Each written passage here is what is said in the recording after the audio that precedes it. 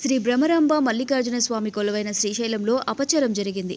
ఓ ఉద్యోగి మద్యం తాగి విధులకు హాజరు కావడంతో భక్తులు ఆగ్రహానికి గురయ్యారు.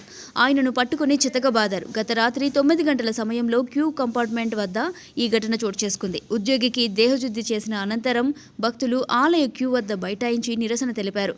ఆయనపై చర్యలు తీసుకోవాలని డిమాండ్ చేశారు. ఆందోళనపై సమాచారం అందుకున్న సహాయ కార్యనిర్వహణ అధికారి జి స్వాములు అక్కడికి చేరుకుని భక్తులకు సర్ది చెప్పేందుకు ప్రయత్నించారు. ఆయనపై భక్తులు ఆగ్రహం వ్యక్తం చేశారు.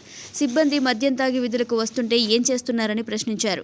ఆలయ పవిత్రతను కాపాడడంలో అధికారులు నిర్లక్ష్యంగా వ్యవహరిస్తున్నారని మండిపడ్డారు. ఈ ఘటనపై ఈ ఉదయం ఈవో పెద్దిరాజుకు భక్తులు ఫిర్యాదు చేశారు.